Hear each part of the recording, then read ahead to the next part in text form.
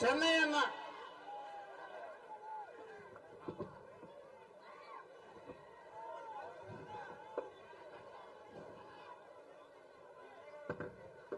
అన్నగారు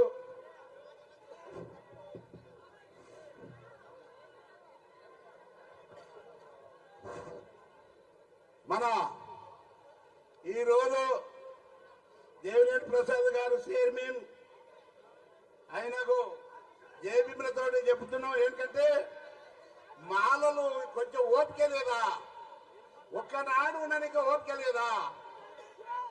ఏ మాలలో నాయన నేను చెప్పేది నువ్వు ఎవరి గురించి? ఇది నీ గురించి. 70% ఉన్న మాలలం ఈరోజు ఆంధ్రప్రదేశ్లో 70% ఉన్నాం. మనం ఏం చేస్తున్నాం? ఏం చేసేది? మీ దెబ్బకి ఎవరన్నా అదుకుంటున్నారా? చంద్రబాబు నాయుడు కుప్పంలో పోయి వర్గీకరణ చేస్తా అంటాడు. కుప్పంలో పోయి వర్గీకరణ చేస్తావా చంద్రబాబు నాయుడు? అదేవిధంగా అప్పుడంటే తెలంగాణలో ఎస్సీ వర్గీకరణ చేస్తా అంటే జిల్లా సెక్రటరియట్ ముట్టడిచ్చినాం. స్వర్గీయ టీవీ రావు గారు నేను సెక్రటరియట్ ముట్టడిస్తే గుర్రాలతోటి తొక్కించి లాఠీచార్జ్ చేయించినావు నీవు చంద్రబాబు నాయుడు. ఆంధ్రప్రదేశ్ లో 600 మంది ఇక్కులాంగులు అయిండ్రు. నన్ను గుర్రాలతో తొక్కి ముడి పూసలు ఇరిగినాయి.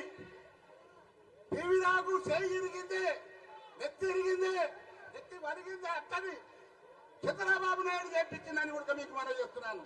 ఎప్పుడు గెలిచినా మాలల మీద తీసుకుంటాడు చంద్రబాబు నాయుడు అని మీకు మనం చెప్తున్నాను. మామూలు విషయం కాదు. మళ్ళీ ఇప్పుడు కలిసిండు నేను వర్గీకరణ చేస్తాను అంటాడు. నేను వర్గీకరణ చేస్తా అంటాడు. వర్గీకరణ ఏం చేస్తావా? నువ్వు చేస్తావా? దమ్ముందా? దమ్ముందా? నీ దమ్ముంటే పార్లమెంట్ గొప్పదే, అసెంబ్లీ గొప్పదే. నీ దమ్ముంటే సుప్రీంకోర్టు గొప్పదా, పార్లమెంట్ గొప్పదా? పార్లమెంట్ అవ్వదు. వర్గీకరణ చేస్తే పార్లమెంట్ అవ్వదు.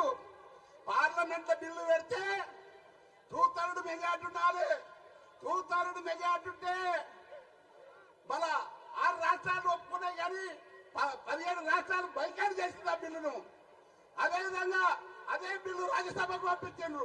రాజ్యసభకు పంపిస్తే ఆడ కూడా బైకాట్ చేసినాయి. రాజ్యసభలో బైకాట్ చేస్తే ఆ బిల్లు రాజ్యాంగ ముద్ర వేయాలి.